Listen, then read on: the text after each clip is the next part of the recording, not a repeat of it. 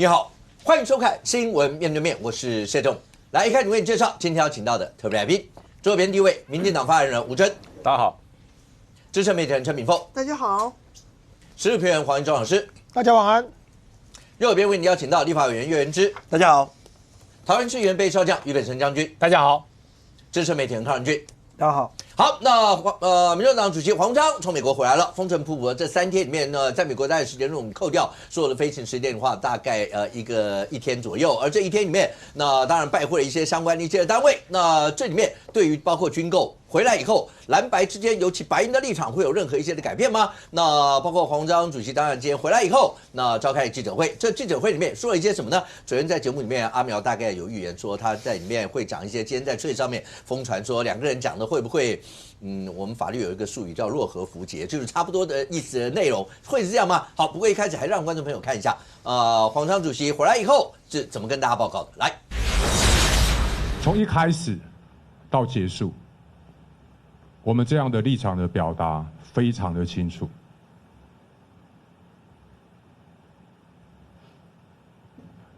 对不起，我顿一下，因为我脑袋里面一直在思考要怎么样组织我的发言，可以遵守跟美方的协议，因为我怕一下子就讲得太直接，就直接讲出来。这1兆2500亿，并不是全部都是对美的军购，有相当高比例不是。台湾民众党反对。目前行政院所提的那个版本，从美国回来了以后，我反对的决心只有更强烈，没有软化，更不能成为某一些军火商掮客眼中的大肥肉。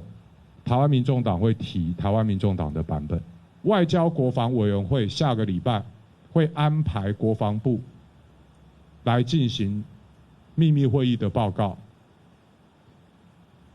所以我们会等到下个礼拜，他们报告完了以后，在最后定稿。林局，所以立场有转变吗？转了，转了，转很明显啊，真的。然后跟你讲说他们的立场反对行政院的版本人决心只有更强烈。是，不是吗？但是他也讲了啊，他这跟美国谈完了之后，知道这个跟美国要买哪些东西。对。但我先讲啊，就是说他今天的整体的状况其实不出原先的预料。那一天我坐在节目嘛，那天我不是大家都骂成一片，我说没有，你觉得会转？我说会回转嘛。你看今天的这个整个第一个了啊。黄国昌的行程比较特别的是，因为他在一开始记者会的时候他就说，我在记者会前面先收到了 AIT 的简讯，而且呢有提醒说这个我们跟谁会面不能讲，里面内容什么的，我个人的解读是这样美国不为黄国昌的说法背书。因为我们都知道这个外交这一件事情，那一天坐在那边冠廷嘛，冠廷说他也没有透过这个外交系统啊。那现在看起来他很简单，他透过 AIT 帮忙协助嘛。可是透过 AIT 协助的这件事情，到最后他必须要讲说，我没有办法说我跟谁见面。虽然他说我跟能够见到的最高的层级，我都表达了我们的忧虑，但是他没有办法讲的是，那你讲完你的忧虑跟你的看法之后，美方怎么回复你？所以他特别强调，就是说 AIT， 尤其刚刚那个顿一下啊，先跟大家讲，不是你家电视坏掉，是因为黄国昌真的顿了很久啊。他那个顿就表示说，我要思考一下，我什么东西我不能讲漏嘴。所以你看之前大家讲说，他上次去日本跟这个桌子拍照，这一次没有跟桌子拍照，因为直接跑到阳台自己拍照啊。那你就可以看得出来，第一个，他到底见到谁或什么的，他没有说出美方的说法。可是他讲了几件事情，我其实觉得这就是我今天回来讲，第一个。美国的那些金额啦特别是军购的采购的金额，黄国昌讲了几个数字嘛，对啊，他说有3000多亿，我认为会放了我认为会放，就一开始你看他今天的态度也是这样嘛但我必须讲，我就说黄国昌今天那些批评的言辞我都放掉，因为我觉得我们在谈论叫立法院，我接下来要讲的是呢，在立法院里面，如果你今天刻意的去阻挡法案，会有多可怕？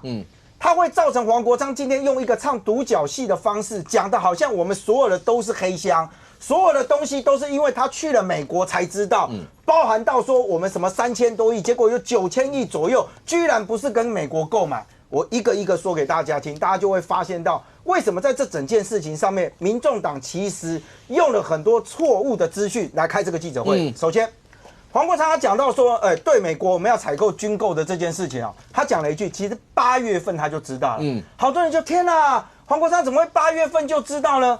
这不是秘密啊，给各位看一下，去年在8月份的时候 ，AIT 不是发了一个照片吗？这个照片就是跟古立言跟黄国昌的会面，其中不是就已经谈到了跟国防相关的东西吗？包含韧性这些，请问这是秘密吗？没有啊。你觉得当时 AIT 不会跟他讲吗？后来等到这个 1.25 兆出来的时候，大家有没有发现到 1.25 兆？当时 AIT 还明白讲说，他们觉得今天愿意编出这个预算呢，他们表示欢迎。甚至 AIT 当时的讲法还说什么？他说，如果今天在野党有什么疑义的时候，事实上他们也可以来说明。那时候有蓝白的人特别去把它操作成说，我们哪有那么伟大啦？我们怎么会在国会上面去质询 AIT？ 我那时候讲，人家没有说到国会给你质询嘛，我不只讲过一次，对不对？好，回来进入深水区哦。黄国昌说什么？他说原来我到了美国才发现，我们真实军购的部分居然才3000多亿，其他9000亿不是这样买的。来，我给各位看一下，这是去年12月18号各家媒体都有的报道啊。我今天截录的是联合报李仁月仁月我们跑新闻跑非常多年大家都非常熟识但不是因为这样才挑他，我们不搞近亲关系但我就讲。这里面当时所揭露了几项的这个数字，这个要采购的东西，这些大家都有印象嘛？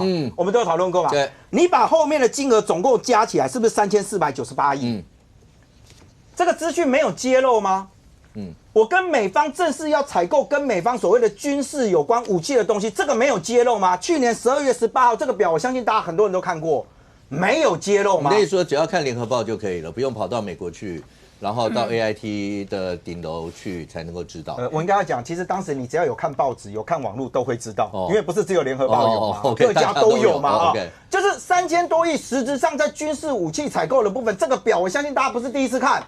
为什么今天到黄国昌的口中变成是我到美国去才知道原来在这些？请问这一段时间你真的奉行你的想法，就请大家不要看报纸，不要看媒体，不要看网络，只要看你讲的东西就可以了吗？这很可怕吧？再来就是好，再进入一个深水区，一直在批评说这个特别条例的草案说一直没有公开透明，一直没有告诉大家，所以才有这个 bug 出现。原来才3000多亿，不是？来，我给各位看，这个是行政院针对特别条例的草案，其中要买什么东西，这1.25兆的部分到底编列了多少，在这里面都有。如果今天蓝白愿意让这个草案它复委，这个东西其实老实讲早就可以被讨论了。这在哪里？这不是机密，网络上都有。其中我给各位看包含我们要买的东西来给各位看。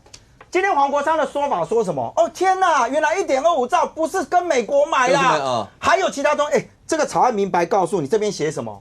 我们还有跟国内我们要厚植国防产业，这里面有提升国防产业的东西有包含我们要自治，包含有合作有外购，他没有告诉你吗？他早就草案都告诉你了，你们也不审也不看，然后夯不啷当今天跑出来说，哎呦，原来我特别跑到美国才知道，不需要。康仁俊坐在这边，现在大家观众朋友只要 Google 这个军购特别条例草案，你都 Google 得到。他不是只告诉你这件来进细项，包含到说我要买什么，我特别用不同颜色的东西框起来。第5项、第6项、第7项全部都告诉你说什么？我要买的不是只有前面1、2、3、4项，就是前面那几个嘛，海马斯多管火箭嘛，其他东西1、2、3、4项有，后面5、6、7项他告诉你我接下来要买的东西在什么地方，在这里面全部都告诉你了。9000多亿我也赞成严审，但有一个很有趣黄国昌今天爆了一个料，他说那个9002亿，我帮他算完了啦，他数字也都乱讲就是如果那个美国那个总共是3000多亿嘛再加上是9002亿了他说这是有特定的军火商有掮客要包揽这一个，所以我准备等到呢国防部他们来报告完了之后呢，我们再来自提版本。我跟你讲这个话很危险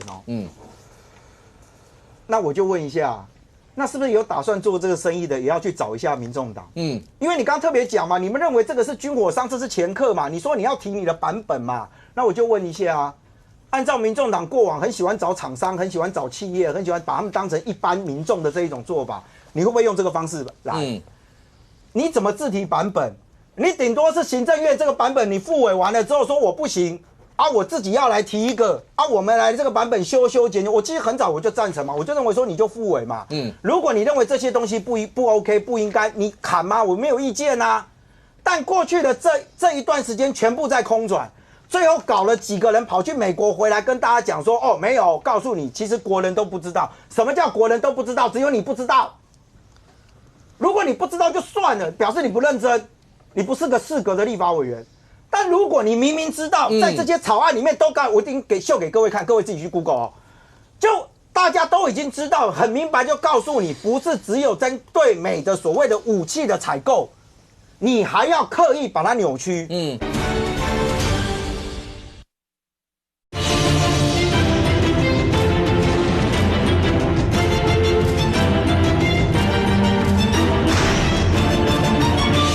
大家都已经知道，很明白就告诉你，不是只有针对美的所谓的武器的采购，你还要刻意把它扭曲。那我觉得这是谁可恶？这是谁过分？好，再来啊，接下来啊，民众党说我要自己玩啊，我要自己弄一个版本啊，国民党要不自己弄一个版本？国民党要不要？那我们也来提一下好了，然后那就大家版本都送嘛，我觉得也 OK。但我真的必须讲哦，前提就是你要复委，才有的讨论。如果这些东西早就可以让大家都知道的东西，搞到最后包装成就是说我好累，我好辛苦，我好忙，忙完了之后回来讲一个，今天还附带了一个。其实老实讲，他那时候去的时候讲2样嘛，一个是军购嘛，一个是关税。你知道今天关税它的主题是什么吗？我居然到了美国才知道，原来所有的定案，国会议员是最后才知道的。我就问一下啦，我不知道国民党怎么看啊？哦。因为民众党没有执政过，我不去苛求他了啊。国民党执政过嘛？当年马英九谈美牛的时候，如果大家有印象，请问美牛的时候是每一个条件我们都经过国会同意完了之后，我们才去跟美国谈吗？不是哦。当时讨论过非常多，甚至有消息，当时传闻，因为大家都在质疑说，为什么你开放这个什么多少几个月以下的什么啊？你这样大幅度开放，当时马政府有人的说法是什么？将在外，军命有所不受。所有的谈判过程当中，讯息、资讯这个千变万化，所有的东西我都必须在这当下，我都必须要跟对方讨论。我怎么有可能等到说对不起哦，你等我一下，我跟国内讨论一下，国内好像我们这个谈判先暂停，没有人这种说法。但黄国昌今天把它变成说。我不知道，原来所有的东西我们居然是最后才知道的，这只能凸显出来没有执政过哦。我不去苛求他，但回来最现实的问题，黄国昌你们就转弯了嘛？今天对于美国的这一块，最少从你今天的言论来讲，刚刚提到那三将近4000亿左右，民众党要放了 ，OK， 因为你不敢不放嘛。啊，现在问题只有来啊。那如果要做的话，到现在为止我还没看到国民党表态哦。所以对这件事情该怎么去处理？但黄国昌说了一个啊。国防很重要，大家要支持，只是那个版本我没办法接受。那你跟我说他没有转弯，什么叫转弯？元之要不要直接回应一下刚才第一个？那里面因为包括国民党，包括黄昌今天特别提到，就是讲说那个被盖牌，感觉上都是赖政府把所有的资讯都盖。到了美国以后，他才知道3000多亿是这个样，有9000多亿原来根本不是从美国购买，然后任俊刚还从那个包括草案，包括所有这些任俊刚解读的这些，那对你们来说，那些资讯是本来大概就会知道的吗？包括草案这些。第二个，刚如果照判断，任俊觉得说那最起码3000多亿可能会放，然后包括他们要自提版本，那现在国民党的立场呢？怎么办？我先说，国民党是还蛮支持黄国昌去美国这一趟。其实我觉得民进党也应该支持才对的。那为什么呢？因为赖总统不是看到古立言有拜访韩国瑜、拜访江启臣、拜访蒋万安，他就说：“哎呀，古立言啊，希望你的努力没有白费啊。”我是不晓得他为什么会知道古立言跟在野党谈什么啦，是有监听还是怎样？但是他是想要看到古立言跟在野党多沟通嘛。那按照这样的一个前提的话，那黄国昌如果要去美国，要见到军购的相关部门、国安的部门或者是关税部门，那民进党应该支持才对啊。他应该讲的是说啊，希望美国的相关部门的努力没有白费啊，因为美国现在在做赖总统应该做的事嘛，那他应该乐见其成才对啊。照道理来说应该是这样，完全没有。我看到黄国昌要去之前啊，民进党不知道是眼红还是怎么样，气急败坏，像那个吴思瑶啊，就还 po 文哦，主动 po 文，还不是被堵麦哦。主动 po 文说，黄国昌就是因为是马景涛啦，男主角啦，舞台被柯文哲抢走了啦，所以才抢舞台啦。关税这个都是假的啦。不懂为什么一个执政党的政策会要这么酸呢？你酸他去干嘛？你为什么不是像赖总统一样，希望美国努力没白费？然后钟嘉宾也很酸啊，钟嘉宾是民进党团的干事长，黄国昌以前都是去日本也是跟桌子合照啦，所以他这次也大概是跟桌子合照。酸言酸语，你这么在乎哦，你这么担心哦，你是这么担心？人家是问你国民党立场是什么，一直讲民党立委讲了什么干嘛？你干嘛怕我讲国民党立场？吴峥就为什么这时候打断我？因为他也听不下去吴思瑶这么 low， 我也要听国民党立场啊，我等你啊，听不下去，你知道吗？我等你，所以很夸张嘛，就是很担心，好像会不会黄国昌去真的知道了什么我们的秘密？我们以后万一我们搞什么被他知道怎么办？先打预防针，他就是马景涛啦，他就是跟桌子合照，所以他回来讲什么都不重要，不重要，因为他都是白人，这代表说黄国昌去做对了什么嘛？那好，那所以我觉得怪哈。那你们知道那个草案的内容，或是3000多亿跟9000多亿，其实本来就是会分开的，或者什么人均？草案内容是7条嘛，这我都看过了，重点就是。前面都是一些这个例行性的条文啊，立法目的，然后还有主管机关，立法，然后还有那个条文的定义，然后只有第4条有几项，就是要跟你讲买什么，比如说1买精准火炮，2买什么什么的，买什么飞弹，精准飞弹，然后大概就列了7点，这第4条第5条就是上限1.25兆，第6条也是一个废话，就说这个可以被审计部审计啊，第7条是生效，所以重点只有第4条，然后。莫名其妙，第5条就直接告诉你1.25兆，那这个1.25兆到底是怎么算出来的嘛？那关键在这边嘛。那黄国昌去，他今天我觉得，因为我们也没有去监听他到底跟美国讲了什么，当然就只能从他讲的话来推敲。那他讲的就是说，他现在知道美国那个3000多亿，那美国跟他怎么讲的我不晓得，但是我相信可能还有别的嘛，我觉得啦，因为3000多亿是美国国会有批准的啦，也许之后还会批准别的，那没问题啊。已经确定的，那就来定啊！你要拆分特别条例，然后上限，比如说先送一个过来，然后拆分啊，比如说3000亿、4000亿，那大家就可以先审。国民党也同意吗？我觉得本来我们的立场差不多就是这样，就是说现在有确定的你就先送嘛，我们就我们从头到尾没有人要去挡国防。没有人要挡国防，现在只是不想要空白授权，不是讲话。任俊，你跟元之直接对话，因为你刚才讲，在你的看法，你觉得有些是很清楚或者什么，你跟元之2个人直接对这一块。这个我相信立法委员都非常专业了哦。那每个草案当中有一个东西叫条文，有一个东西叫说明。对，好，立法说明嘛。我们不会只看条文，会看说明。好，这一点请大家可以上网去看一下。好。条文不会写到很多，会在说明栏，直接并列在这个地方。好，直接并列在这个地方。好，那说明就包含刚刚讲说第5项是什么东西，第6项是什么东西，说明栏会写。第二个就是说，这里面陷入一个最奇怪的矛盾啊，也是一种鬼打墙的循环啊。我当然反对空白授权凭什么要空白授权？立法院不是行政院的橡皮图章。这一点谁不同意的？连民进党都不会不同意。可是我怎么知道这个钱该不该花，该不该给他？那就是审嘛。你就付委讨论嘛，很难吗？我不想空白授权，所以你写什么东西我都不管。我那天举说我跟义中的那个例子嘛，结果还有人说支持我跟义中有个家庭啊，不是，我就讲嘛。我跟义中讲说，这个钱不对哦，我要多500块。义中说不行啊，500块不行啊，你不给我是不是？好，我告诉你，剩下钱大家都别花，不合理吗？它不合理嘛。就是今天条文你今天送进来，我也认为啊，我也想知道啊，9000亿买什么嘛？这是我们大家坐在这边空口说白话就知道了嘛？当然不是嘛。我刚才一直在强调说，我们立法委员的价值在什么地方？不是在前端漫无目的就讲说，我不要空白授权，说我不要审，这叫摆烂这不叫审查。审查的概念是什么？我不相信当了立委之后，几个法案这样审下来，不管你是正着审、反着审，还是随便乱举手的审，你总是什么叫做审这个字，我不需要说文解释嘛。你就进入到复委的阶段，你觉得说我前面美国那几项刚刚讲了，美国那几项我们也觉得 OK 啊。那还要讨论什么？因为后面的不 OK， 所以我们就不审，所以我们就不要。我觉得这个逻辑会很难懂吗？也不会难懂啊，因为监督预算、把关预算本来就有很多方式嘛。第一个就是我们觉得，就像你部门，你要争取公司给你部门隔年的预算，有时候一看就乱写，你可不可以重新送？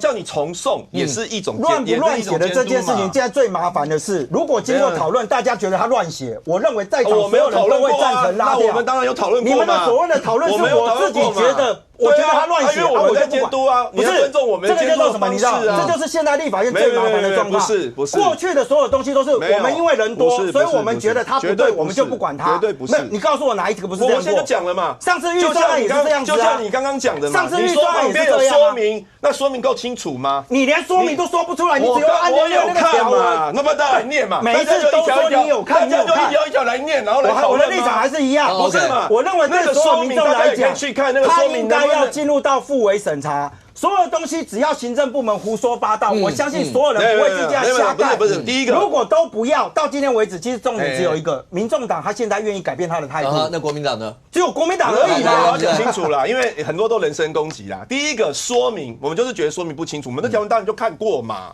那现在是希望他退回，希望重送嘛。现在问题在这边嘛，不是说他送来你就审啊，就像我刚刚讲的，部门的预算。那我看就觉得不 OK， 你不能重编吗？那现在就是1.25兆，大家觉得是空白授权嘛？那好，那当然现在民众党他说他想要提，那这个本来就是滚动的嘛。好，那现在如果大家民众看起来民进党也没有要理我们嘛，他也没有要送嘛，那大家也不想挡国防。那既然有几项就是很明确的，好，那可以用拆分的方式，譬如说已经很明确的部分，那定特别条例，比如说哪几项是确定要买的，然后上限是多少，我们可以先来审这个部分。那之后你如果认为还有定特别条例的必要，那你再继续送就好了。可不可以问一下，因为当这次的民众党黄国昌他们回来以后，如果他们这样讲，然后你们现在说，那大家就把它拆开嘛，然后特别条大家就慢慢一项一项来送，有人会说这样会不会也变成国民党在跟着民众党的脚步走？大蓝会变成小白？我觉得也没有谁跟谁，因为前提就是没有人想用党国防预算。其实我们也希望赶快让它过。该买的就是要买。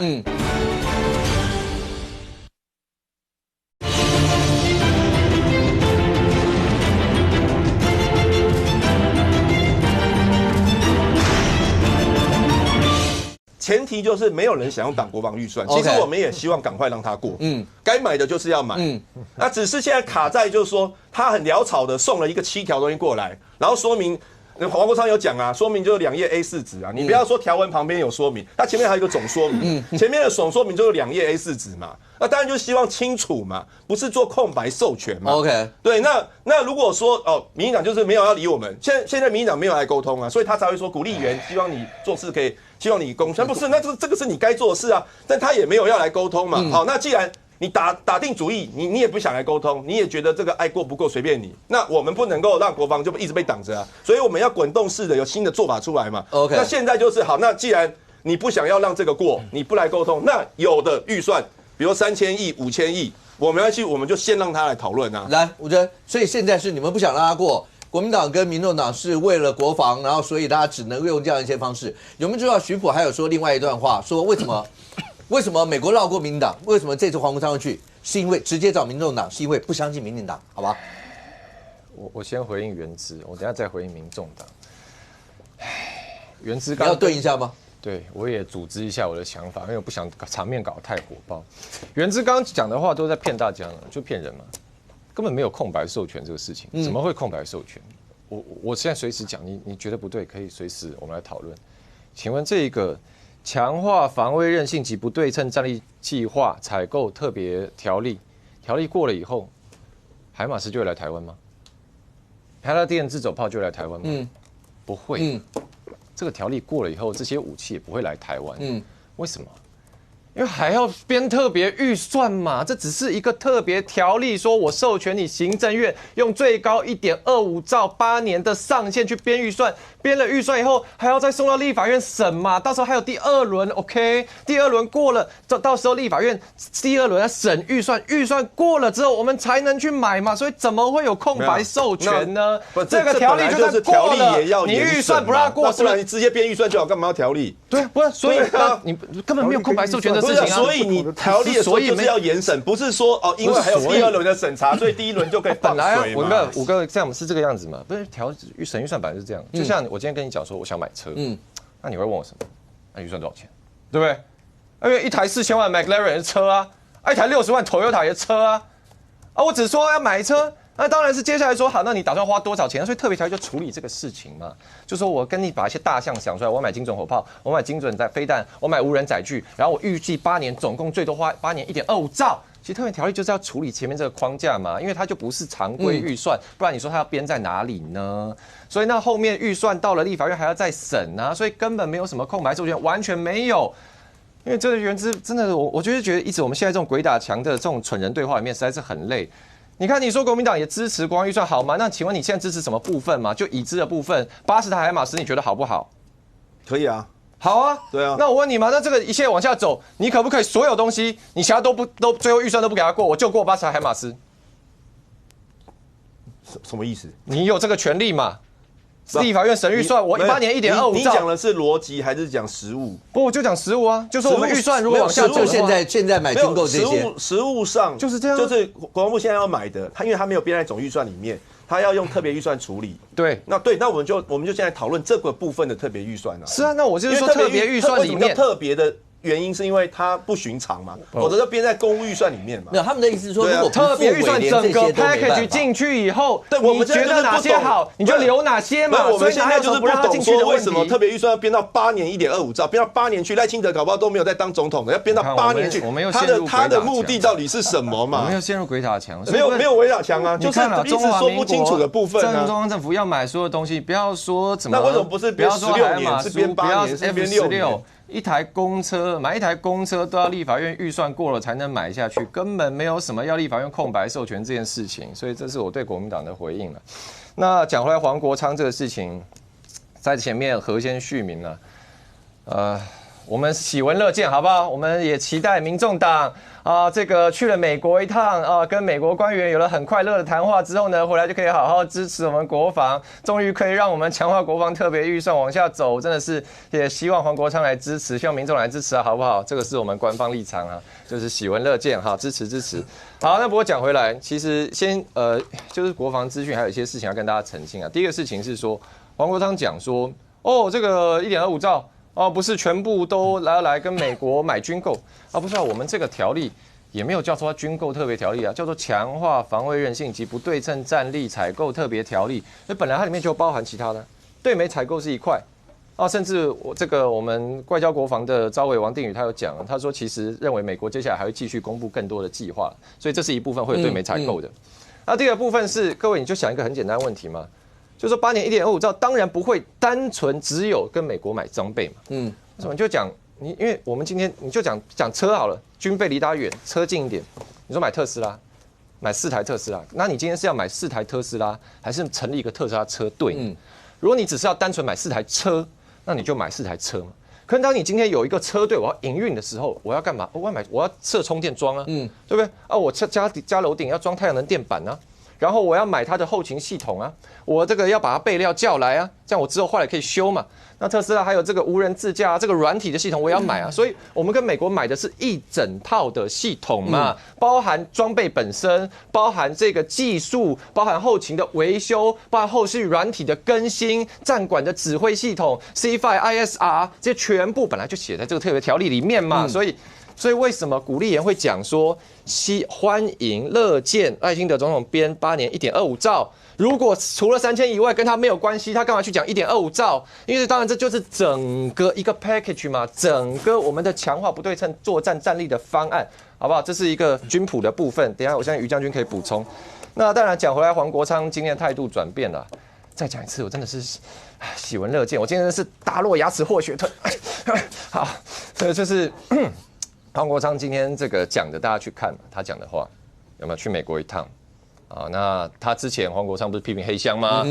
赖政府到底是8年1.25兆跟美国谈了什么？不跟人民交代，巴拉巴拉巴拉巴拉巴拉，他之前都黑箱吗？那请问他今天回来记者会上说黑箱吗？没有吗？他会定调他跟台美之间这个碰面叫黑箱吗？他说叫做基于尊重台美之间的互信，很多资讯不方便公开讲。达拉，这是不是跟我们讲的一样？奇怪你要跟台美之间尊重互信我民进党政府，我国防部不用跟台美互信不用尊重对不对？所以你看，第一个黑箱不见了，变成台美互信。第二个，黄国昌讲说什么？讲说下礼拜国防部要召开秘密会议，到秘密会里面让国防部好好的说明，我们好好来问。所以要支持在外交这个特别条例这个事情，军事采购这个事情到国防外交委员会里面开秘密会议，这是第二点。第三点，说民众党说要自提版本，OK， 我不管他自己版本里面到时候内容怎么写了，我是个人基本觉得他们会找拿行政院来抄抄写。好，反正民众党要自提条例嘛，他们自提版本，自提版本之后要怎么样？也到立法院也要进入这个外交国防委员会。那你对嘛？你自己要提版本，你总会希望他进入委员会里面审查嘛？你不会说我提一个摆好看的嘛？所以民众党要自提版本复委嘛，这是我们讲很久，赴外交国防委员会审查。所以啦，各位刚刚讲这3点，台美之间的互信啊，这个再让他到委员会里面秘密会议好好讨论，好好审查。第3个，让版本往前走。这3点。过去1个月，观众朋友上 YouTube 看我们新闻面对面，任何一天、任何一集坐在这个位置的人，是不是都这样主张？真的，我们过去每一次来这边，不就讲这些事情吗？你复委让他往前走嘛，你到委员会里面开秘密会议，大家你让尽管问国防部，他好好说明，好好讨论嘛。我们这边费尽唇舌、千辛万苦，就说本来就这个样子，你这样才能让我们国防往前，你这样才能帮助我们。你真的吗？就看嘛，黄国昌现在讲这3点，是不是过去几个礼拜我们真的是费尽口舌这边这苦口婆心讲的一模一样的，哪里不一样？所以呢，你看，为了台湾要好，其实大家最后得到结论是一样的。所以其实刚刚仁俊哥讲的没错，黄国昌当然现在是有一个转弯嘛，对不对？那我们为了台湾好，真的是也支持这样的转弯啦，这个鼓励给你肯定，给你比赞，好不好？黄国昌给你比赞，希望你看得到。那不过最后还是要讲啦，所以。因为有些小草会主张说这个是这个什么？你看徐副讲什么？说民进党瞧不定啊，什么黄国昌去美国一趟瞧定，拜托起来。这个我们讲说，这个呢就好像我们知道餐厅上菜从厨房送出来，然后外场餐厅服务生拿你桌上。黄国昌角色他是厨师吗？也不是啊，因为这军购也不是他做的，他是本来直接餐厅的经理跟这个美方接洽吗？也不是啊。国防部是谈很久了嘛，所以他的角色什么呢？黄国昌角色就是 OK 嘛，就是菜上到桌上以后就这个怎么这个样子？我刚要3分熟，你们做成5分熟，讲了半天，讲了人家受不了了，主厨出来说，这个客人来到后面，我们让你参观一下，让你看一下我们做菜的过程是非常专业非常干净。让OK 回来坐到桌上以后就继续嫌你们这个根本不专业嘛，你们服务生这个根本是 T-bone， 你还跟我说是纽约客这名字改一个来重新来。但我跟大家讲，最后你就看重点是这个国防特别条例，民众党接下来的立场就是要复委，就是要往下走。所以这个牛排黄国昌OK 就嫌弃了几个月，挑了半天，但现在还是要一块一块切下来把它吃下去。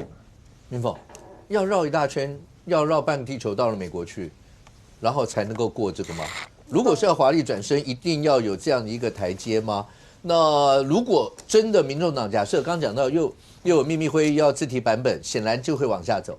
那如果这样的话，对国民党来说呢？就袁志刚表达的立场是，国民党本来就要支持国防预算，本来就是可以大家分批或那个，但是现在看起来是民众党抢了先机先做这一块的吗？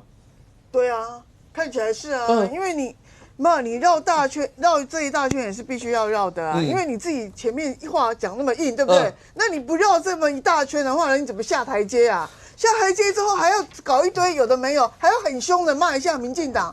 原来你们都是误会美国意思，是我才是美国的知音啊，对不对？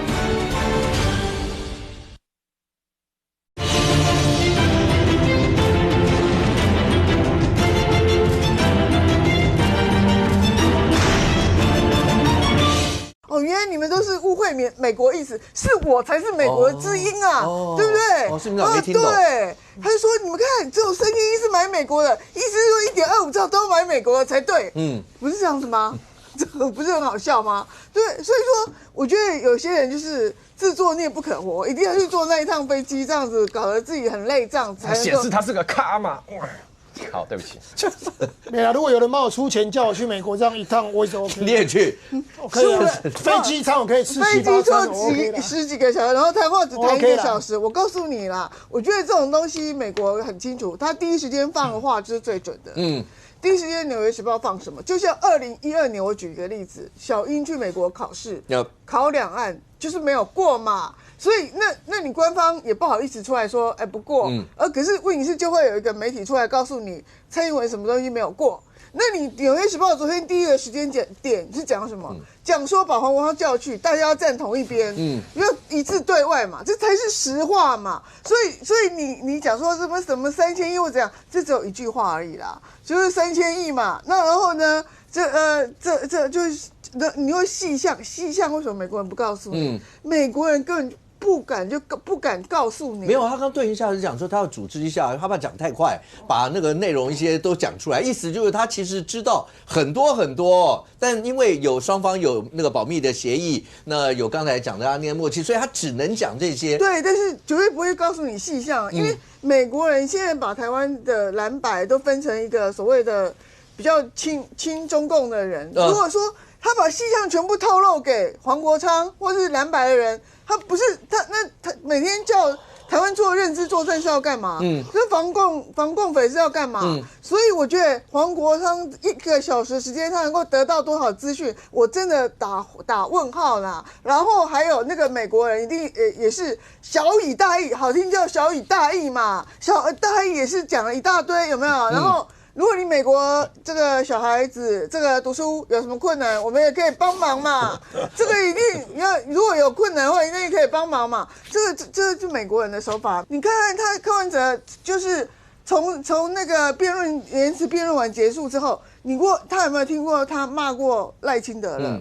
很少了，很少了。那有没有具体的这个什么回应走运出来？那是还没有看到。但是黄国昌去完之后，我开完机密会议，我就是要排预算的嘛，至少国防的部分要排进去啦。所以说这个就是一个开始启动了嘛。所以我讲难听一点，就是你因为台湾的僵局这个实在很难解啊，因为你行政单位跟国会各具有各具的优势跟多数嘛。那你僵持之下，美国，我从来没有看过古立言或是驻台的代表处处长这么繁忙的，跟大家拍照，对，他跟大家拍照，然后这个国民党立委要拜访那个院长，连市长都要拜访，对，民众党要拜访市长，2个市长，新北、台北都要拜访，这样子真的很忙啊。然后有人还笑说啊，台北。其实美国在台协会的总部就在台北啊，因为台北很大了，然后那栋楼只是商业大楼一个 building 而已，怎样这样？那其实，但是问题是就是说，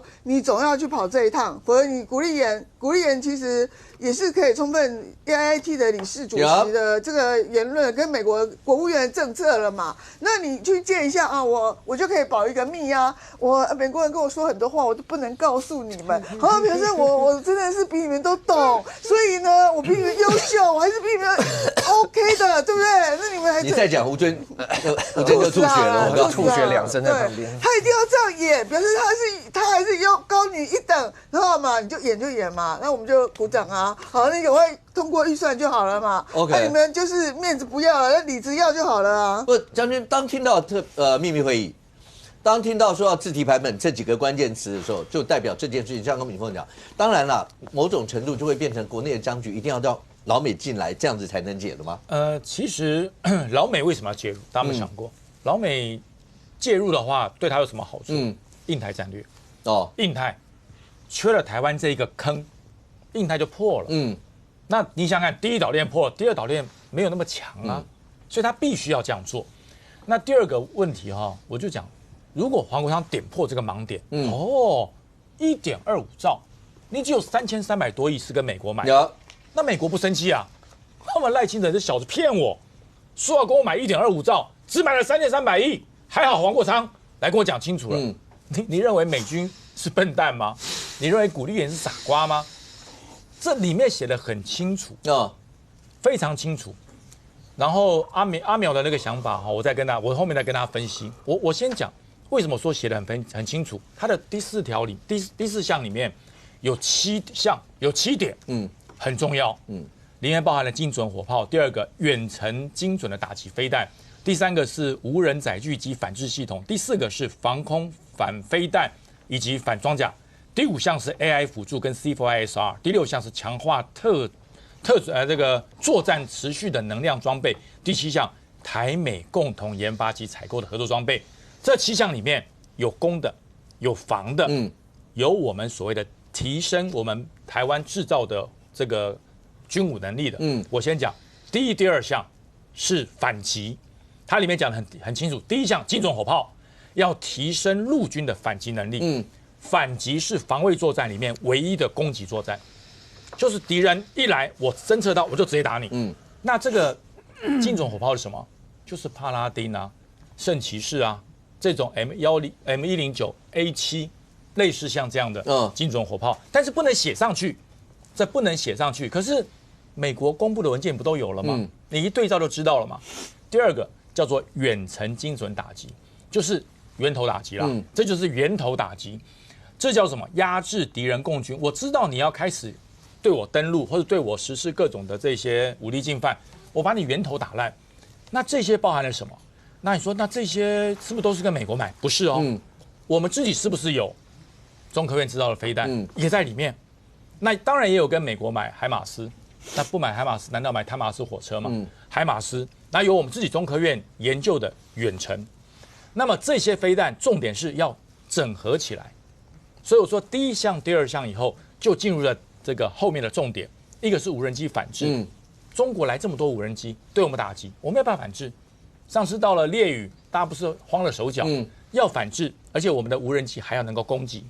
那这一项里面就有部分不是跟美国买，我们自己做的，因为我们的无人机技术够强。将军，你是从那资料里面看出来的，还是你自己知道？因为元智他们在讲说，包括黄昌今天讲那3000多亿哦，原来是到了美国才知道原来是这个样，那怎么会有他生活直接讲那9000多亿到底跑哪里去了？里面都有那3张 A4 的纸里面都有。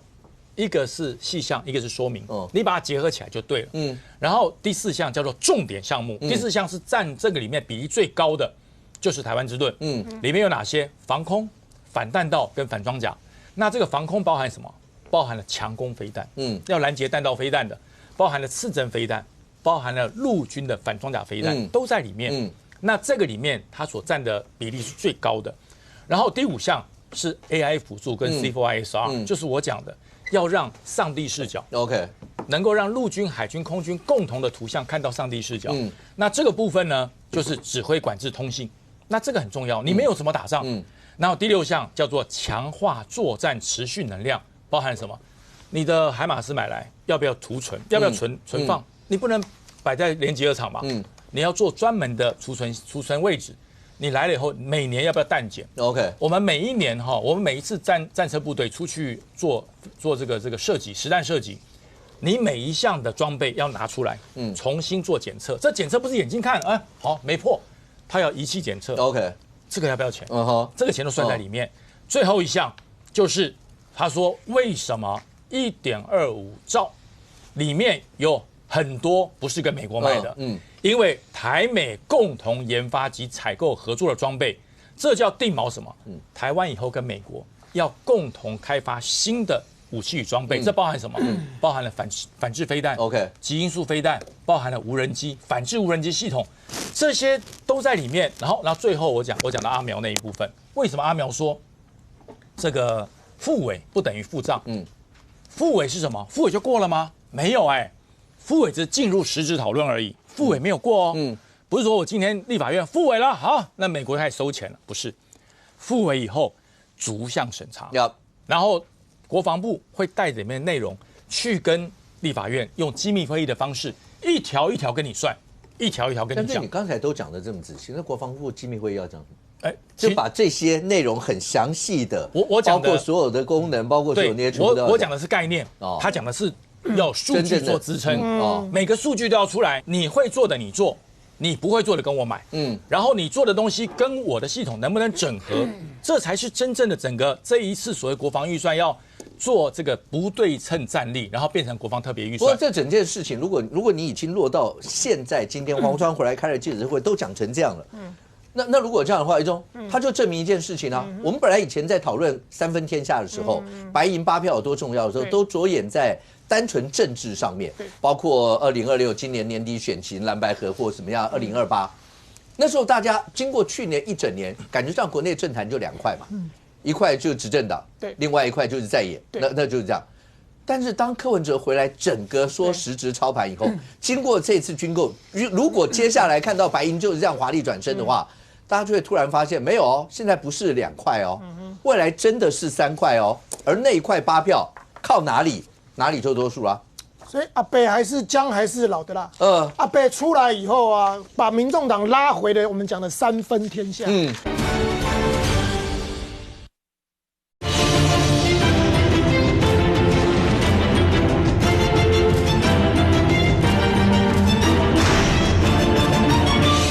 所以阿北还是姜还是老的辣。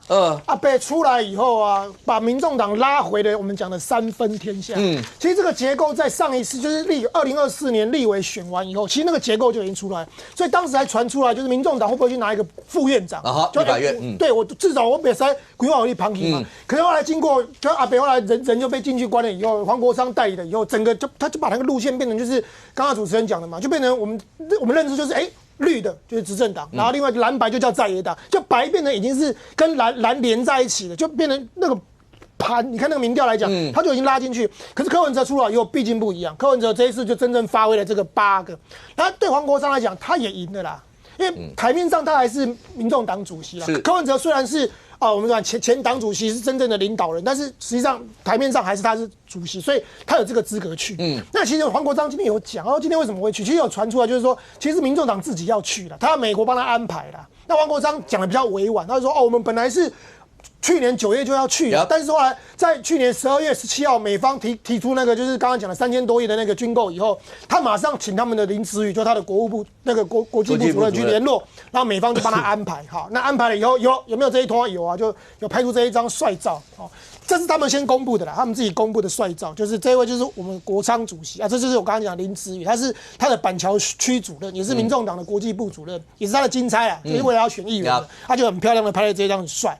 那四叉猫就去用那个 Google 去找出来，就说在这个他是在这里，他们站的这个地方就在这里，这栋大楼的最上面这里，很辛苦。那这栋大楼是什么呢？这个是美国维吉尼亚州的阿灵顿大楼，那它同时也是美国那个AIT 的华盛顿总部，也就是说，这可以证明一件事啦。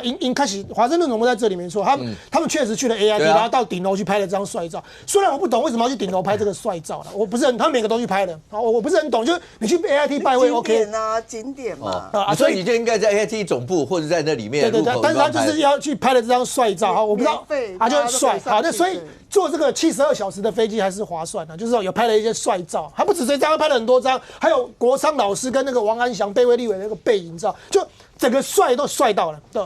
所以我说，你今天如果有人帮我出钱，然后叫我坐飞机吃7、8餐的飞机餐，然后去美国拍一些帅照回来，po一些脸书，我 OK。而且重点是你在讨论他，你已经讨论了1小时了，对王国昌来讲这就够了嘛，他就是怕你不讨论他嘛，你过去都。最近大家都开始转去讨论柯文哲，因为没人理他了嘛，他形单影只嘛。那他今天这一波，你看大家这样讨论的各政论节目都在讲他，就人也够了嘛。这样子坐这趟飞机划不划算？而且小草说他好辛苦哦，就带了一个背包，然后也没有住宿，然后都什么上厕所都没时间上啊，只能喝咖啡。在小草的心中，国昌老师真的跟这个努力的这个过程，所以如果今天有人帮我出这个钱，叫我这样子来回一趟，回来大家都说一中老师好辛苦，我 OK。我真的 OK， 好，今天如果大家帮我出钱，我 OK， 好。那拉回来讲正事，就是说，我们可以帮你出钱到 AIT 台北总部，不要，这个地方不够帅，要这个大楼才帅啊。那我载你去。那确实啦，他们因为他就跟美国讲啊，因为重点是美国人不是笨蛋，美国知道这一次的关键，他们那8票，只要他们那8票愿意复委的话，因为我们刚才讲，他们党了7次复委嘛，所以只要那8票愿意跟着民进党就是复委的话，那后面才有办法往下走。你现在没办法你没有复委，没挂到号的话，你后面没有办法往上。其实国防部有讲啊，国防部说这里面那个因为黄国昌今天开的记者会，就是说什么时候3000亿，那9000亿跑去哪里？国防部有讲，这里面大略上，刚刚将军其实都讲那个细项太细的地方不能讲，那国防部有讲，这里面大概有3000多亿是我们国内的产制我们自己制作的。然后他说美方这边出了那5项，就是已经就是那3000多亿以外，另外还有4项的军购案也在准备。就是说它这里面的细项其实很多。那国防部有讲，他就是说这个只要进到外交国安委员会，他们会针对那个购的那个品项跟金额这些啊，一步一步的在机密会议里面，他们会去跟委员废话，因为你一定要跟委员讲这些事。但重点是你今天如果没有办法复委的话，你根本没办法往后走嘛。所以但是不管怎么样，我觉得国民党是脸拉不下来的。就过去，因为他们原本的然后袁志刚已经讲说，他们愿意要做相关的改变。我的意思说，国民党跟民众党一开始的立场是说，你如果赖清德不来报告，我们就不让你审了。啊，赖清德不可能去嘛。之前阿扁时代也有通过也是有提出那个什么6000多亿的那买潜舰的预算，阿扁也不可能去国会啊。所以当时没有做，现在赖清德怎么可能？所以他们那个就变成是僵在这边。美国也看到这个局，然后刚好黄国昌也提出说，他想要去美国拜会。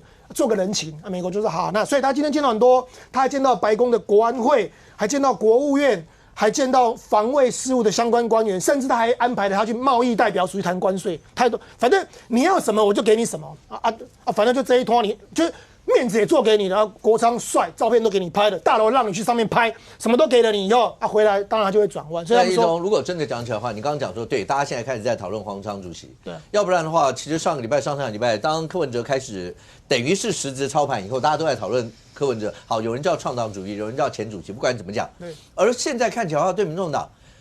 因为陈佩琪一直在发文，包括讲了很多，他最近在 complain， 包括说那一年里面几乎要了柯文哲的命，很多这些，有人甚至直接讲柯文哲跟陈佩琪两个人在不管台北、台中这些，在未来，那就看他们两个人怎么样把翻江倒海整个翻一遍啊。这对夫妻就唱双簧嘛，陈佩琪就是扮黑脸的角色，提醒小草赖清德搞柯文哲，但是柯文哲扮白脸说啊，我还好啦，就我没那么喝，你不要动黄国昌就好吧，我就没关系。就是他这样就是可以尽量去扩大，就陈佩琪巩固他的小草，坚定的小草，那柯文哲慢慢的去扩张，他把他失去的小草要回来。柯文哲当初有300多万的小草，现在我相信那草可能剩100多万，所以他要想办法把另外那些草要抠回来，他要壮大，所以他们也放话啦。他说你比方台中，你如果国民党在那边搞不定，江启臣跟杨全搞不定的话。不排除，是民众党台中市党部主委自己讲的哦，不排除柯文哲下来选台中，柯文哲自己没有这样讲，但是主委这样讲哦，然后甚至有人放话说不排除陈佩琪选台北哦，这当然是不可能，我们知道那是不可能，但是不可能归不可能，只要有1%的可能性，国民党的抓雷弹，真的，如果你真的惹到民众党，他真的火大，原本我们是要礼让你台北，因为先人优先，然后礼让你台北，礼让你台中，但是如果你们这边搞，我们真的民众党没送啊 ，Key Mobile。就算1%的可能性会来乱，这样子的话，柯文哲跟民众党的是不是又垫高了？所以我跟你讲，柯文哲跟黄国昌的操作完全不同。黄国昌反正就是古英话被他旁移啊，因为他要的是他自己，但柯文哲不是，他要的是民众党的壮大。这样子的过程中，我2026不会被边缘化，我2028才有谈判的机会。对，元之，当然你说蓝白合就在上一次游戏大罢免完以后，看起来主轴一直都是这个样，但是当柯文哲是实际主骑士在看这个的时候。大家都在讲说，好，这次如果要是白银在包括这次国防特别预算这个地方，如果要是做出华丽转身，蓝白合之间的那个强度会不会因此受到一些的影响？尤其像新北这一仗，如果要是照一般大家讨论讲说，柯文哲会不会希望黄国昌一路弄到8月、9月或什么？那对你们来讲，不管是川博还是刘荷兰这些谁要出来，要不要协调？光搞一个这个样子的话，那会扒一层皮耶。我先讲军购这个事情，我是不觉得有什么太大矛盾的，因为坦白说来绿白啦大家都希望军购赶快来审我们其实也希望你们也希望？当然只是说我们是把关的人嘛，我们一定是希望说行政机关讲的越清楚越好。那有的人认为这样就够了，但我们认为不够嘛，对不对？所以第一步我们一定是希望说，既然总统是你对国际媒体宣布要8年1.25兆，那希望你来做报告，有机会我们就问答一下我们是提出希望能一问一答，那当然他也可以来讨论但是经过那么久，大家僵在这边嘛，就是他也就是我就不甩你了，反正我就看看美国跟你讲会不会有用，然后不然就情勒一下，到处现在我们现在都被网军攻击很厉害啊，对不对？然后呢就僵在这边嘛，但我们在野党我们也不希望说因为执政党他不愿意来沟通，整个就卡住，所以现在就用另外的做法，就是说好，那你讲清楚的部分。就先来讨论，讲不出来，讲不清楚部分，可能就不让你过。那可能最后这个特别条例过去就不是1.25兆啦，对不对？一开始如果你讲清楚的话，大家就1.25兆就过了嘛。就像之前从来也没有党预算嘛，对不对？那之前那个前不久才有一个跟国防有关的任性预算，1100亿不就这样过了吗？对不对？然后以前的特别预算其实就讲得很清楚，例如说买 F16V， 然后什么66架。多少钱？2000多亿，然后几年7年都是清清楚楚的东西啊。好，那既然你不想要把它讲清楚，那也许就不是1.25兆，可能你讲清楚就1.25兆，讲不清楚那我们就分批。那就退而求其次。好，那这个，所以我觉得大家既然方向一致，就不至于出现什么矛盾。那蓝白呢？蓝白，我到现在还看不出有什么太大矛盾的地方啦，因为按照因为第一个柯文哲跟黄国昌本身没有矛盾，当然我看到很多希望他们有矛盾的人都一直讲说，哎呀什么柯文哲就是看不惯黄国昌这样啊，或者是黄国昌怎么样，要听很多。可是我们了解，包括我们跟民众党接触，他们两个就没有什么矛盾啊，甚至于柯文哲还跟民进党呛虾嘛，就是说你司法弄他都可以算的，但是只要在弄黄国昌，他一定焦土战，他都讲成这样了，因为他很知道说。民众党如果柯文哲没有办法像以前一样，如果连黄国昌都被怎么样的话，那民众党要发展就会受限嘛。他都已经讲成这个样子，所以他们两个没有什么基本矛盾。如果没有基本矛盾，那黄国昌的路线，柯文哲就不会不支持。所以我对于黄国昌的路线未来会不会继续往下走，我其实是蛮乐观的啊。那讲回来讲新北现在其实国民党这边也配合民众党可能的进程有提前啊。本来之前一直传说李四川要到3月多才要表态，之前是一直这样传的，可是现在就往前了，好像是传是你们主席自己讲的。对啊，就主席讲3月嘛，然后李四川可能他自己也想要晚一点嘛，因为他可能也想晚一点。那现在大家都很担心嘛，很急嘛，所以据说好像之前也有协调过，有李四川跟刘和然也有协调过。然后接下来还要再协调，然后要把时间提前，变成2月15号。那为什么忽然间会提前？我觉得某种程度来说，也是为了跟民众党整合啊。然后那整合完，黄国昌如果说赢李四川，我们就支持黄国昌嘛。啊，李四川如果赢黄国昌，他不是，可是一般人会分析说，如果要是柯文哲让黄国昌这么早就整合完，那这一局就没得玩啦。民凤一定是这样想的啊。民凤觉得，如果这一局2月。如果照大家觉得柯文哲要发展以民众党最大利益的角度来看，那如果我是柯文哲，我也的主席就是不要这样整合啊，就是他们内部先要整合，然后再跟黄国昌整合啊，这样就有得玩了，可以玩到4、5月。对，你没玩到4、5月，如果要是柯文哲，民众党假设要玩到8、9月，把民众党的政党利益做到最大，那这就是要看他们国民党愿不愿意，比方说宜兰让出来，嘉义让出来，新竹交出来。如果这都交出来的话，那我黄国昌就可以，好，就大家都退。你说交我就交，对啊。那我相反的，如果你不交出来，我黄国昌就继续弄。这些让出来、交出来之后，郑丽文就下台了。怎么样？人局国民党在新北的问题，从来不是考虑黄国昌。这样的问题就是刘荷兰。我觉得这也不是什么秘密嘛。国民党的议员啊，真正要选举的，大家都在挤嘛。就是说，今天的这个时辰，那一天郑丽文，如果大家还记得，郑丽文是不是讲说要征召？后来是不是小改口，党里面改说这个会照一般的程序的啊？我应该这样讲啊，之后我也随时欢迎被纠正啊。好，就是说我们也跟国民党几个新北的议员聊过这件事情啊。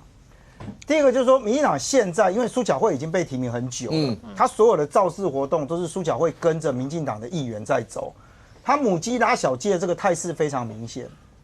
你说国民党没有针对刘荷兰或李四川做民调吗？国民党早就定调了啦，没有跟黄国昌要一阶的事情，就是2阶嘛。我这郑丽文那天讲的非常清楚嘛。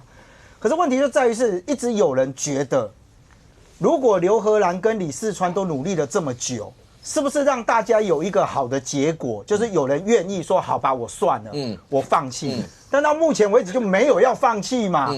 这里面其实还有受到压力是侯友宜啦，因为地方上面的议员其实也有人在讲，就是说如果刘荷兰就真的不行，为什么这时候侯友宜还要花很多时间陪着刘荷兰到处跑？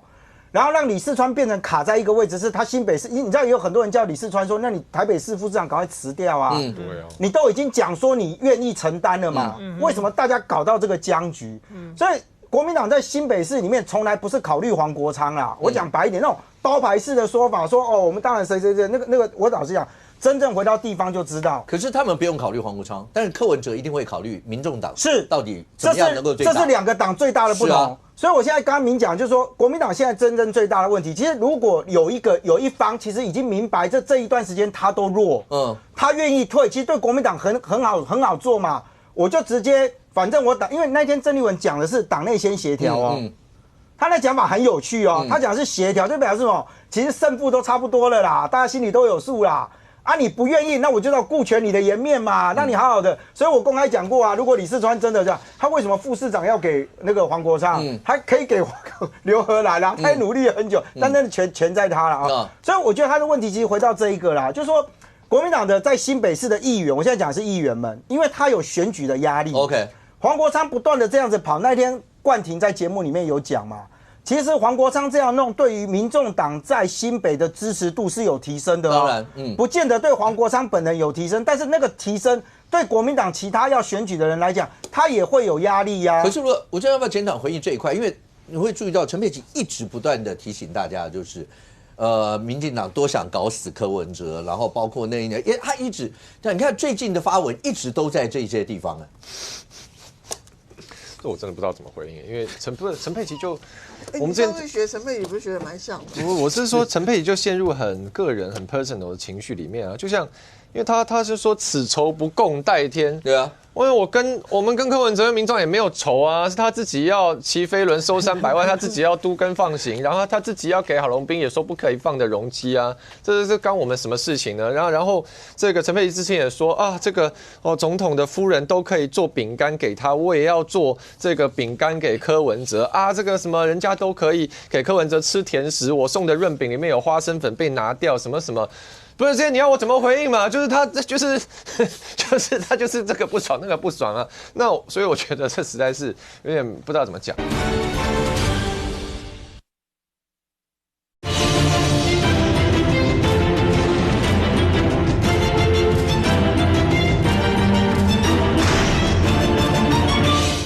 我是说陈佩琪就陷入很个人、很 personal 的情绪里面啊，就像，因为他是说此仇不共戴天，对啊。因为我们跟柯文哲民众也没有仇啊，是他自己要骑飞轮收300万，他自己要都更放行，然后他自己要给郝龙斌也说不可以放的容积啊，这是干我们什么事情呢？然后这个陈佩琪之前也说啊，这个总统的夫人都可以做饼干给他，我也要做这个饼干给柯文哲啊，这个什么人家都可以给柯文哲吃甜食，我送的润饼里面有花生粉被拿掉，什么什么。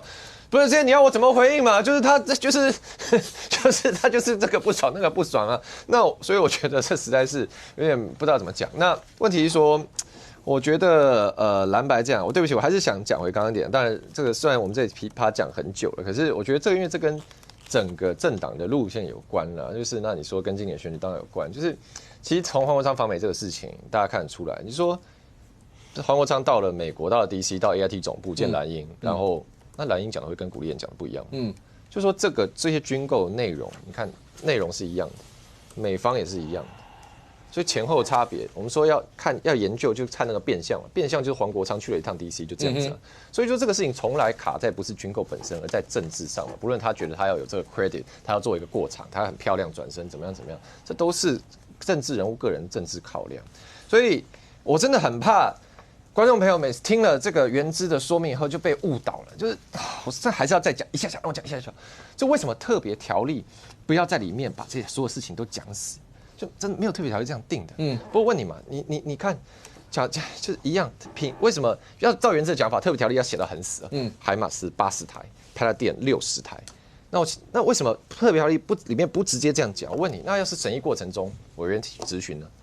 质询说，我看美国那 M777 自走榴弹炮也很好啊，为什么你不买？管部局争取一下。好，那管部局争取，那怎么办？你这个特别条例过了之后，怎么再来修法修一次吗？所以不是争取到就有，不是啊，就是你美方愿意卖啊。这个东西就是你必须包含品项，包含数量。你本来就是框一个范围，然后让他去谈嘛，让他的细项里面去审嘛。你立法院可能也有意见啊，你行政院也可能有意见啊，你怎么可能一开始特别条例就写死？真的啦，大家去看立法院已经过了其他特别条例，马太新夜色湖灾后重建特别条例，灾后重建条例里面，例如说。这个学校的校舍重建就这样有说要修哪个学校吗？有说一个学校多少钱吗？也没有啊。原之刚刚讲的这个去年立法院过的国土韧性这个特别条例里面国防部1100亿过呢，我们海巡署买岸巡的无人机也用这个特别预算的1100亿以上整个特别条例里面讲国防几个字，8个字，强化国土防卫能量，就这样子啊。所以根本从头到尾没有什么一定要在特别条例里面写到巨细靡遗，这个才能审预算，才叫做没有空白授权的事情。不用到巨细靡遗啦，讲回来也没有那么粗糙的。你你来你们立法院过的国土韧性特别条例里面找更8个字以外的国防内容，有吗？有第9个字吗？ 8年1100亿，根本就没有嘛。对啊。好了，这个我们不要无限鬼打墙。所以就是说，刚刚大家也讲到说，柯文哲主政之下，民众党这次可能是一个契机了，因为我觉得过去。民众党跟国民党心里有一个恐惧，觉得说在抗中保台这个事情上，没有办法跟民众党，没有办法跟民进党竞争，好像只要我帮台湾国防发声，我不是台湾主权上踩硬一点啊，然后去谴责中国啊，到时候选举的时候亲中的就不会投我，然后挺这个抗中保台就一定会去投民进党。所以就民众党跟国民党过去有这种情节，所以就觉得说我一定要站边。但是看起来现在柯文哲领导下的民众党黄国昌这一趟是一个转机了。那坦白说，我真的是觉得为了台湾好，该做的事就要做。那如果民众党这次真的是这个怎么讲，弃暗投明啊，深明大义啊，一起来把这个国防事情赶快处理了，我觉得台湾选民不会吝于掌声了。明凤，国共论坛就是在1月下旬要登场，那登场的过程这里头好了，当然呢，一定又有牵扯到意识形态一些问题，包括两岸之间的关系，那包括民进党跟国民党之间在这里面大家是怎么样看待这些？那当然，其实这2天包括像民进党议员有人直接质询蒋万安的时候，就直接讲说你是哪里人啊？什么类似像这些，蒋万安就是说他是台湾人，也是中华民国国民。然后就是跑去拿去问郑丽文，郑丽文就说：“那我们也是中国人。”就这些议题跟意识形态这些，会在未来选战里面也会扮演很重要一些的角色吗？那当然了，尤其是郑丽文，对不对？那你干嘛跟在蒋万安后面补枪呢？这莫名其妙嘛！所以各地都在防堵郑丽文，你知道吗？防堵。你说国民党参选了？对啊，你看高雄王金平请那个珊吃饭，柯志恩代表我们国民党，那郑丽文呢？哎，不知道对不对？对，王金平也在防堵郑丽文啊。那南部以南也都是在请郑丽文不要南下嘛。那台北好了，台北他本来就在台北，那你问题是你要。蒋万安也不用甩你，因为现在蒋万安的声望很高啊。他那个上海论坛那个致辞啊，他把所有的政治议题都转成民生议题，在这个所谓的这个 TikTok 上面，其实很多中国人在传这个东西哦。这个市长的高度一看就不知道，就一比就有差，怎么样啊？过去都讲一些八股的，可是这位市长呢，虽然是来自台湾的台北什么东西的，可是问题是讲的非常的民生化。所以说，你看老共也允许蒋万安这样的调子出现在 TikTok，表示说蒋万安是有实力的人。那郑丽文是一个巴结而来的这个位置的人，巴结你怎么会用这样的词？我跟你讲，所以说我跟你讲，你要做一个老共尊敬，还有你真的是有实力的，你就要像蒋万安这样子，你在台湾有实力有实权，然后大家选举的时候，希望你不信的话，我觉得他这次2026一定全省都去造势，全国都去造势的，他一定是国民党里头最红的造势的人选。那郑丽文呢是大家最怕的人选，就希望他都不要再来。那你国共论坛再办下去的时候，那就完蛋了。我觉得这个国共论坛就是现在呢，老共在民众党柯文哲被抓之后，其实他有些要回复跟国民党的一些比较交往押宝，没有再押这个民众党，就是押少一点再回来国民党，所以国共论坛又变成他们所谓延续国共合作的这种论调下来，所以国共论坛又开始办了嘛。那国共论坛开始办之后，你看看习近平会不会出现？好，现在就说不会啊，或怎样？我保证他会出现，而且会有正席会。真的吗？我跟你讲，郑丽文已经正席会就拉在1月啦，就国共论坛吗？我跟你讲，你拉在后面更惨啊！拉在后面更惨。所以你说早一点嘛，所以为什么要拉到本来不是3月，现在拉到1月嘛？那因为我这个是因为按照郑丽文的当选之后，他都按照剧本走，该拜的无死都拜了，然后呢，该讲的话也讲了，然后连蒋万安这样子在台北市这么稳的人，你要冲康说我也是中国人，所以说他哪一件事情没有，然后国防预算也挡了，所有这个整个这个计划是不是国台办能够主导的？这个是高层能够主导的事情啊。所以说，如果这一切都已经安排妥当的话，我习近平为何不能够鼓励你呢？我老公的角度跟国民党的角度是不一样的，老公不会管理台湾的主流民意是什么东西啊。我觉得我在台湾有一个人来做我的传声筒，然后可以继续传达对认同老共的这个所谓支持的地位的领导的地位。我就好了啊，那你要不要死，那是你家的事情嘛。所以说，我觉得说他为什么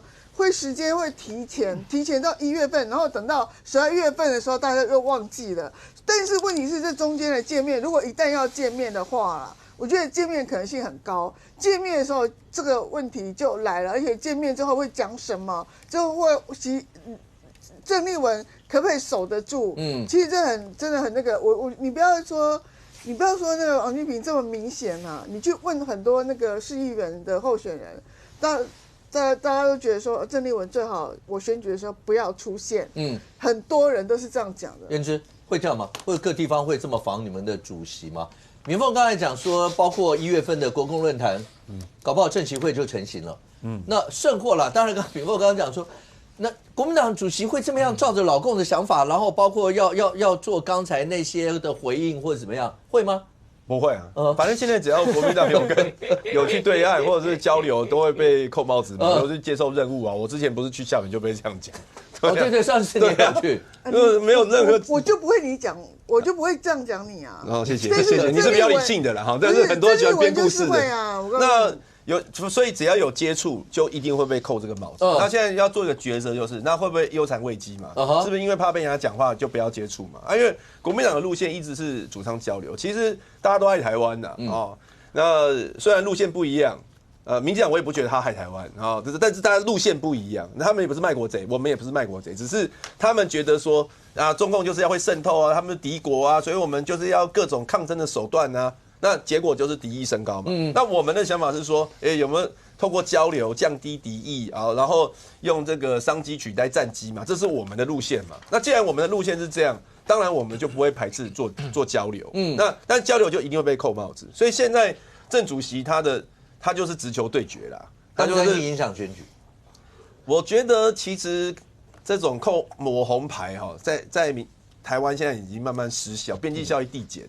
递减的话，那你们就安排8、9月啊，不要这么早嘛，对不对？1月份大家就忘记了。因为郑主席11月，他想要早一点嘛。11月最好能够帮你们造势嘛。对，我们要有节奏。20号见习近平，对，太棒了。因为我讲一下为什么我觉得递减啊？因为大罢免的时候主轴就是抗中保台嘛，我们都被讲成是舔共立委啊，然后都被曹兴诚说是中共地下党员啊。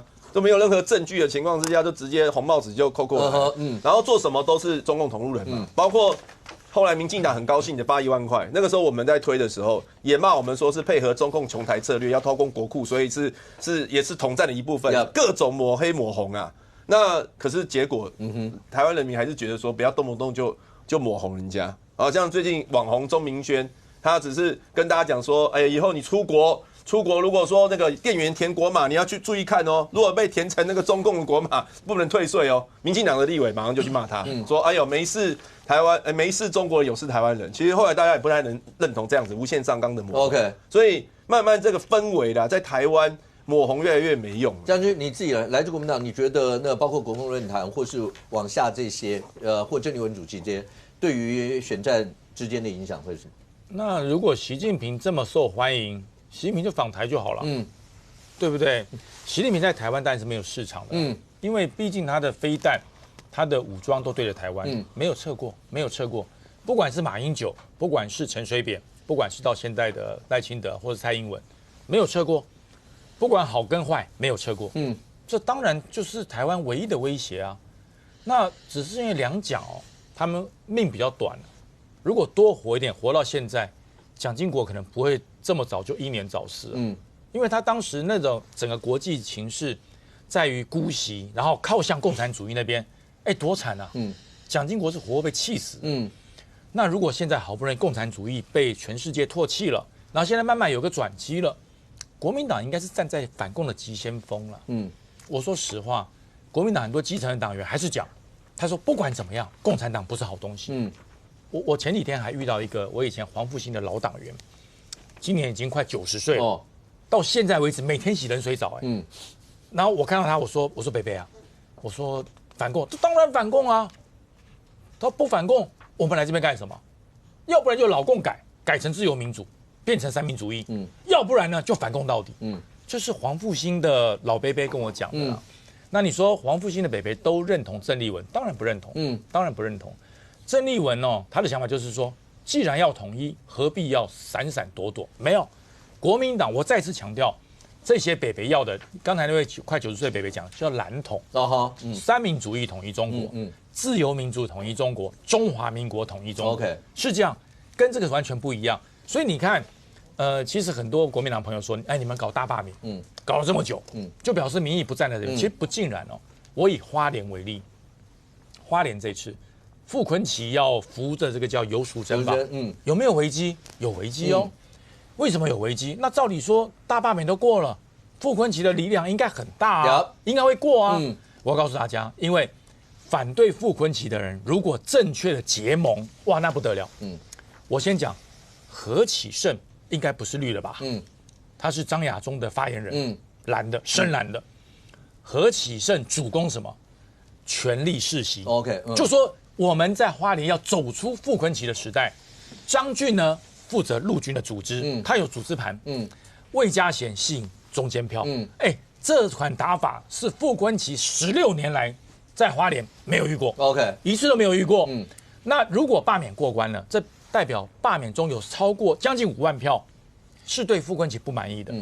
那如果再加上刚才我讲的何启胜，他所主打的权力世袭，张俊的陆军组织，魏家贤的中间选票，傅崐萁。他的政权在花莲不见得能延续啊。不过现在看起来的话，当然各地方有各地方的一些特色。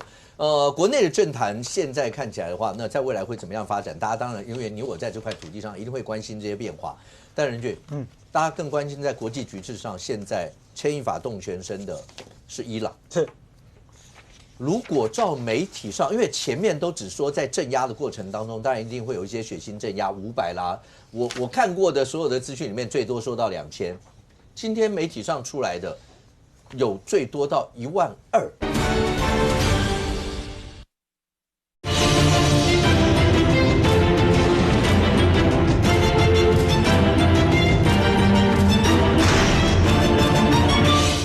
张俊的陆军组织，魏家贤的中间选票，傅崐萁他的政权在花莲不见得能延续啊。不过现在看起来的话，当然各地方有各地方的一些特色。国内的政坛现在看起来的话，那在未来会怎么样发展？大家当然因为你我在这块土地上一定会关心这些变化。但任俊，大家更关心在国际局势上，现在牵一发动全身的是伊朗。是。如果照媒体上，因为前面都只说在镇压的过程当中，当然一定会有一些血腥镇压，500啦。我看过的所有的资讯里面，最多说到2000。今天媒体上出来的有最多到12000，那是很恐怖的一个数字。那他真的就这样是硬要压下去吗？川普不可能吧？川普已经很早以前就直接说过了，就讲说如果要是用镇压的方式的话，美国就会动手。那美国真的打算动手了吗？我觉得国际局势有时候跟国内其实就会结合在一起。你刚刚特别提到说，比如说现在传说已经是12000人死亡嘛，但因为官方现在说是2000人死亡，虽然你看数字很大，但2000人死亡也不是个小数目，很恐怖也不是个小数目。我认为那个12000大概是推估啦，就把黑数算进来啦。所以大家现在更高度关注的是你美国的态度。其实你看川普也在玩一个国际上游走的一个做法嘛，他一下说有啊，伊朗要打电话给我啊。对不对？他们想要谈啊，因为他们被打怕、然后又说哦没有哦，我们大家做好准备嘛。所以我觉得你看川普所有的东西，在俄乌战争的时候其实一模一样，他也玩2手啊。他一下乌克兰说，你这边让一让，一下跟俄罗斯说你不要这样。所以我刚刚讲，比如说我刚刚为什么讲两边讲起来，比如说像国民党，你这个两岸里面，我也赞成他去谈啊。但我觉得很多人一定会觉得说，如果你们觉得连中国你都愿意去谈。在国内你说民进党所有提的东西，我连谈都不谈，我不太懂啊这个逻辑。我说我觉得我小脑袋很难去吸收跟应付嘛。川普玩这个玩得多漂亮啊，对不对？他当时打委内瑞拉的时候去抓人家，那也不是派大军去哦，那一次去抓别人回来，把人家总统老婆都抓过来。他说我在打一个反毒的战争，可是伊朗有点不太一样，伊朗是个神权国家，大家知道，就是说，如果全世界各个国家里面，你只要碰到神权国家的时候，要特别的小心，因为你可能遇到的状况不只是他国内的反弹，他可能会遇到在宗教这一块，可能他没办法，就我即使不喜欢他，但我不见得要推翻我的宗教啊。他可能希望宗教要有一点调整，但不代表我要全部都给你弄掉嘛。上一次伊朗发生这个事情，头巾革命嘛，那次头巾革命的时候，你看多少妇女上街，然后说什么啊？因为他女孩子这个没有戴头巾，后来离奇死亡，就一大堆人上了街之后，头巾拿掉，点燃那个何梅尼的那个照片，拿来点烟。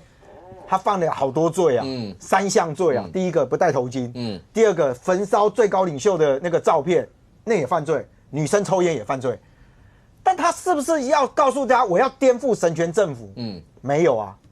所以我觉得你看美国现在告诉你，他把态势摆硬了，跟你讲说哦，我们后援都在准备中哦。那代表什么意思？后援很有趣，我不是主攻啦。我如果是主攻，我就准备打了。我是后援嘛？你看他开始暴露出来的讯息是，他希望伊朗内部是从内而反，不是我从外进去。委内瑞拉例子最简单嘛。委内瑞拉当时美国做的事情是，那我把马杜罗抓过来，老婆抓过来到美国受审。请问伊朗你要怎么做？你要把何梅尼抓来受审吗？那个冲击会非常大啦。所以我觉得美国现在当然逐步啊，包含到这个开始讯息说，哦，是不是大家做好撤侨的准备？哦，你是不是希望有一些？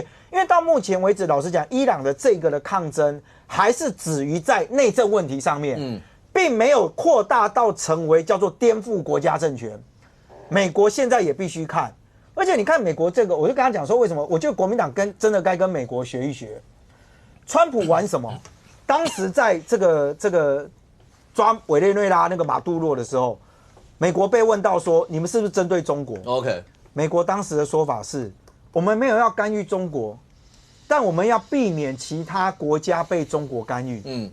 这一次美国有对伊朗出手了吗？还没有哦。但是美国直接说，你今天跟伊朗有贸易的，不好意思哦，关税我全加，25，我全部给你加到25。哎，你看他有没有把这个东西玩到淋漓尽致？就如果你今天要走坚壁清野，其实都很容易啦。但是为了整体上面来讲，你如何在坚壁清野之外给自己留一条活路？我觉得川普哦，他不是只有狂人而已啊，他很清楚的告诉大家，美国所有思考的空间没有那么单向啊。将军，刚才其实我们在人家在讲的过程，那镜头里面，我不晓得观众朋友有没有注意到，类似像这一个画面的镜头，那些是尸袋。对，你看了那个会觉得触目惊心。当然，那媒体上面报道是说整个血腥的大战，这媒体报道的啊，说这个行动是不是伊朗的最高领袖哈梅尼召集党政军跟神权高层讨论以后，他本人做出裁决，先启动大断网，军警执行血腥家，务求统治阶层，人人手上染血，这就投名状的概念了。每个人大家都是这个样子，没有一个人能跑掉，大家都是共犯。对，大家都共犯，所以他势必要这样做。那如果真的这样子的话，所以在未来呢？未来大家看到，好，包括以色列会扮演什么角色？摩萨德会不会出动什么？川普现在啊，包括大家讲说，像那个英属的那叫什么？迪戈加西亚那些地方，所有一切准备，所以川普是要把所有东西都准备好。只是范斯一直说先谈谈看嘛，谈不行再直接这样动手，要不然照川普那个个性，他是不是早就开干了？范斯这样做是对的。因为川普一直是攻击，冲，完蛋。这样人家不会怕。这样人家不会怕。范斯出来缓一缓。我们可不可以谈一谈？怎么谈？摩萨德有用。你知道摩萨德厉害到什么程度？他直接打电话，打给谁？打给伊朗所有的将领。所有的将领哦。你想想看，摩萨德可以打电话伊朗所有的将领，就得告诉他，我告诉你，大事要发生。赶快带着家人跑。我跟你熟才告诉你。我如果讨厌你，我不跟你讲。那想想看，这些将领会不会怕？会怕因为今天要开干的不是别人是以色列加美国。这两个国家加在一起还得了？所以摩萨德直接打电话给伊朗的将领，快跑。那你想想看，如果连作战的将领本来是这个哈米说大家一起干，每个都是共犯，他跟你讲你先跑，那我到底要跑还是要干？将军这个数字，我对这个数字，您是将军，然后退役。这个媒体报道说，伊朗军方宣布要挫败敌对势力的同时，他内部崩解的声音。伊朗陆军的上校说，这个人已经带头叛逃。据传有约5万名高级，就一个国家高级军官就有5万名，那士兵要有多少？我不知道这个报道什么叫高级军官，有多少位这什么样阶级以上叫高级军官？可是就算不是哦，你如果光讲5万名士兵，那都是个大数字了。我先讲，当年怎么有这么多人？当年国共内战的时候啊，国共内战的时候为什么可以这样做到？因为打自己人。现在伊朗是不是在打自己人？你说镇压，你说不要说6000啊，5000好了啦。都自己人呢，全部打自己人，这些军官手上都染血，他以后回到家乡去，你怎么杀我儿子？你怎么杀我先生？他怎么过？他打不下手，打不下手。那这个时候摩萨德劝降，快跑。那你说有没有5万名军官哦？你说军官应该有，高阶军官应该没那么多了，高阶应该是军官哦。那军官就包含了指挥阶层的、带兵打仗的，然后这个营级的、旅级的，或者是我觉得应该有5万个军官。那你想想看，如果有5万个军官倒戈啊，这个仗怎么打？这个仗不用打嘞。所以我讲，在整个开战之前，最强的是心理战。我先用摩萨德慢慢腐化你们这些将领。哎呀，自己人，当时老共不是也这样干的吗？自己人不打自己人，投降了，打了8年的仗，还打什么？那你想想看，伊朗他们战乱多久了？他们战乱是很可怕的。那所以我讲，这不是一场什么主场失守，这是一场直接从心里面的木马跳出来。OK， 他的木马屠城不是表象的哦，是建立在心里面的，每个人心中害怕。然后呢，以色列不需要派数十万大军去攻占，美国也不用派什么大量的兵力去占领它，不用。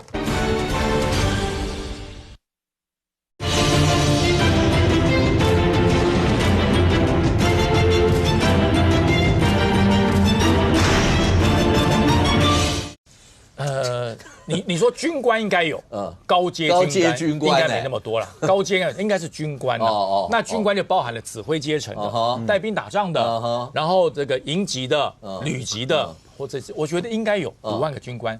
那你想想看，如果有5万个军官倒戈啊，这个仗怎么打？这个仗不用打嘞。所以我讲，在整个开战之前，最强的是心理战。我先用摩萨德慢慢腐化你们这些将领。哎呀，自己人，当时老共不是也这样干的吗？自己人不打自己人，投降了，打了8年的仗，还打什么？那你想想看，伊朗他们战乱多久了？他们战乱是很可怕的。那所以我讲，这不是一场什么主场失守，这是一场直接从心里面的木马跳出来。OK， 他的木马屠城不是表象的哦，是建立在心里面的，每个人心中害怕。然后呢，以色列不需要派数十万大军去攻占，美国也不用派什么大量的兵力去占领它，不用。午夜重锤能不能再来一次？午夜重锤再来一次啊！那你认为哈米尼躲在哪里？按照川普这次逮马杜洛，他知不知道哈米尼躲在哪里？绝对知道。他知不知道伊朗的核设施在哪里？绝对知道。那么午夜重锤再来一次呢？那哈米尼还剩下什么 ？OK， 这些将领已经跟他已经离心离德了。他的核子武器如果被美国全程午夜重锤给摧毁，哇，那伊朗不变天才怪。所以我才说，有的时候心理战，摩萨德的心理战远远胜过武力战。那而且这一次川普逮捕这个马杜罗的压力，给哈米尼压力非常大。不过现在看起来的话，全世界大家都在关注伊朗，是因为毕竟伊朗不同于委内瑞拉吧？那大家每次在讲到说，包括老共跟俄罗斯、跟伊朗、跟北韩之间所有的结盟、所有的这些的状况，好，那个发展会不会影响到全球？但是还有另外一个跟我们比较近的国家，一种青瓦台魔咒真的有吗？尹锡悦检方直接求处死刑啊！对，尹锡悦。大家记得尹锡悦是他在2024年的12月就突然临时宣布戒严嘛，他派军队把所以国会，因为他跟国会处得不好嘛，那国会跟他就是不同那个立场，所以但是不同归不同，你也不能出奥博，所以他就是出了奥博要把那国会山庄关起来嘛，所以但是这个戒严就6个小时就失败了嘛。今天对这件事情发表评论呢，我先讲国民党主席曾丽文，他就在中常会还说。问一下副总召说，你有没有觉得很像？熟悉？对，因为赖清德跟你们在国会也是卡成这样。但郑丽文主席啊。如果是这样的话，那赖清德如果可以学尹锡悦的话，那你们现在早就已经没有。但是没有这件事情我们是民主的国家，尹锡悦这件事情是绝对不对，所以南韩人没办法接受嘛。好，那拉回来讲，尹锡悦是南韩政治史上第2个被囚处死刑的总统。他因为他是属于内乱首谋罪，所以被检察官囚处死刑。那上一个被囚处死刑的是谁呢？是全斗焕。全斗焕就是发动军事政变的。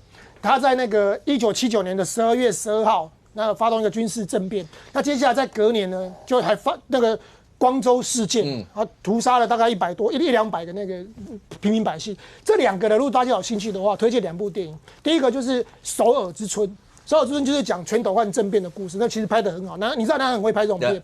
那另外一个就是光州事件，叫《我只是个计程车司机》，他就是拍光州事件的电影。那这2个都很好看，所以全斗焕当时就是因为这件事情，然后也被囚处死刑。好，那你刚刚主持人说，那是什么叫青瓦台魔咒？就是南韩从开国以来到现在，每一任的总统下场都不好。我帮大家做一个盘点，我们从第1任开始讲。第一个李承晚，就开国的总统，他后来就是因为那个流亡海外，然后因为就是被政变嘛，流亡海外，然后下场也不是太好。那中间隔了一个尹普善，中间被政变推翻，被谁推翻呢？被第3任就是朴正熙，朴正熙就是朴槿惠后来的总统的爸爸，朴正熙将军。那朴正熙将军实施了戒严统治很久，但是他算是南韩待最久的总统，但是最后的下场也不好，他被他亲信暗杀身亡。然后接下来呢，就是刚刚提到的，因为又再一次的政变，就是全斗焕，那全斗焕会被囚处死刑。后来是总统把金泳三给他特赦了，是真的没有把他判死刑，因为囚处死刑，但是后来特赦。然后他的下一任就卢泰愚，他的接班人卢泰愚，后来是因为贪腐入狱。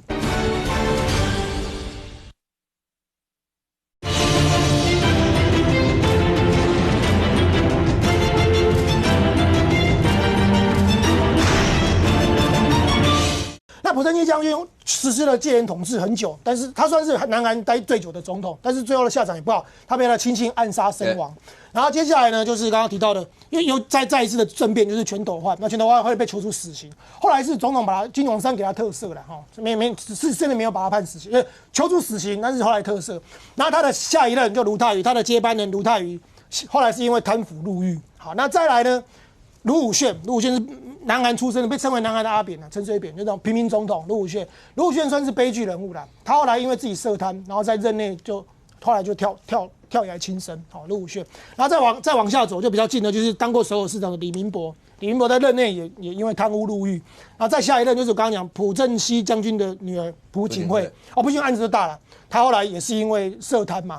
那这件事情我要跟尹锡悦什么关系？你知道当初侦办那个朴槿惠案件的人，2016年就是尹锡悦。尹锡悦是台南韩非常有名的检察官，所以当年2016年，尹锡悦卷入那个闺蜜门，她的闺蜜叫崔顺实嘛，跟她的闺蜜，然后就是在那边搞在一起，甚至最后还拉了那个三星的副会长李在镕。这个案子最有名，所以尹锡悦就是从这个时候崛起的。他就是因为办了朴槿惠的案子，后来他还起诉了李明博，所以其实他任内他就是因为这样，后来当了检察总长，后来才选上总统。就你在时不我与，历史的轮回，今天尹锡悦竟然沦为过去是一个这么有名的检察官，今天竟然被囚处了死刑，就跟那个全斗焕一样。不过大家也在推测了，就是说，因为南韩从1997年以后就没有真正执行过死刑，所以即便他囚处了死刑，但我觉得他是一个政治动作比较大，就是说他真的是该死，但是以南韩这么多，所以青瓦台魔咒来讲，最后都是特赦处理的。OK， 包括刚刚讲朴槿惠也是特赦，所以是不是最后也新的这一位总统也会这样？这我们不得知。但是不管怎么样，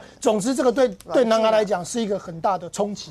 因为今天当然让大家看到在立法院有要弹劾赖清德总统的公听会在进行，然后包括其实蓝营有人因为尹锡悦这件事情，来源之简短一下30秒，蓝营有人直接把赖清德总统比成尹锡悦。蛮像的啊，那时候尹锡悦他用他戒严的理由，就是说什么啊，在野党被韩渗透啊，然后说我们在野党的国会议员乱删预算啊。像在哪里？戒严宣布了吗？像在哪里？